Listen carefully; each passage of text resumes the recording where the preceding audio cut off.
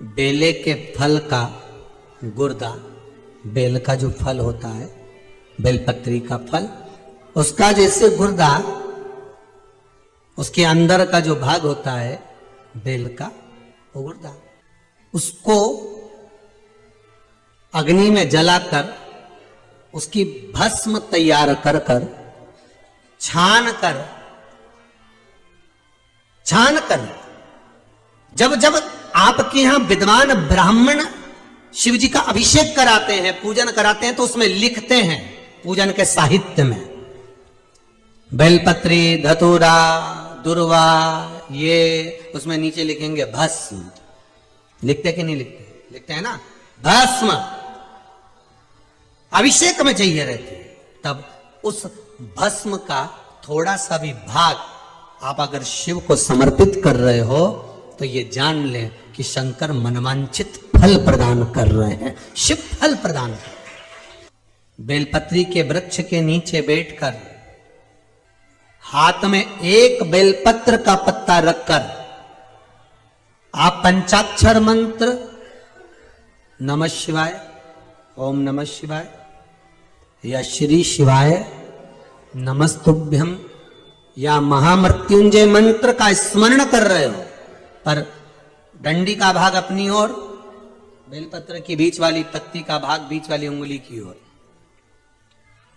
रखकर अगर आप स्मरण कर रहे हैं और अपने काम ना कर कर बेलपत्री के वृक्ष के नीचे बैठकर उस पत्ते को सम्मुख रखकर बाबा से विनय कर कर एकांत में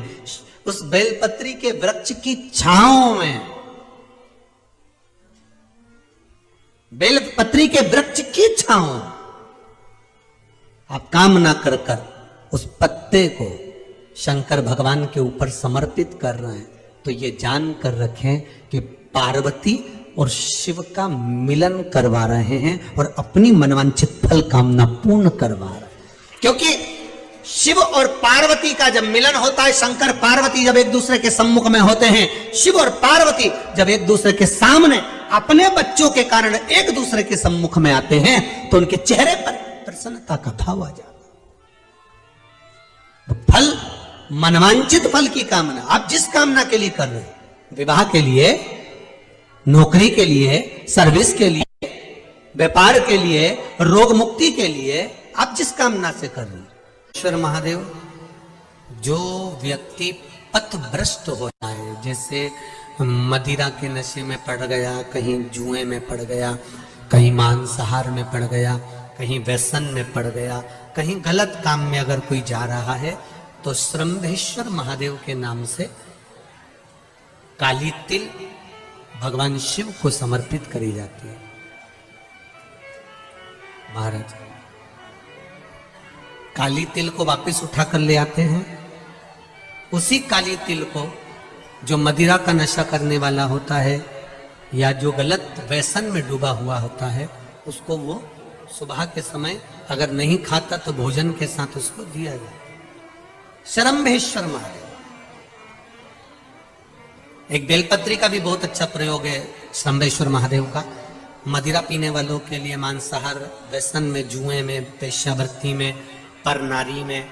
गलत जगह पर जो डूबे रहते हैं उनके लिए। पहले की कथा में उसका वर्णन किया है बेलपत्री में। श्रंभेश्वर महादेव, एक बार सब बोलेंगे, कौन से महादेव? श्रंभेश्वर महादेव। फिर जम के बोल लो एक बार, श्रंभेश्वर महादेव। जब हमारे घर में क्रोध बढ़ता है या कोई गलत कार्य में जाने लगता है, तो श्रंभेश्वर महादेव का हमें शरणागति लेना चाहिए, श्रंभेश्वर महादेव का पूजन करना चालू कर देना चाहिए।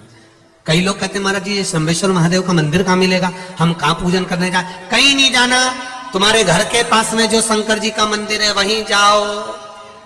उसी देवालय में, उसी मंदिर में जाओ, श्रंभेश्वर महादेव के नाम से जल चढ़ाना प्रारंभ करेंगे। वो जल जो गलत संगत में पड़ा हुआ है उसका आचमन कराना प्रारंभ करेंगे, अपने आप उसकी धीरे धीरे बुद्धि सुधरना प्रारंभ हो जाएगी। ऐसा श्रंभेश्वर महादेव का है।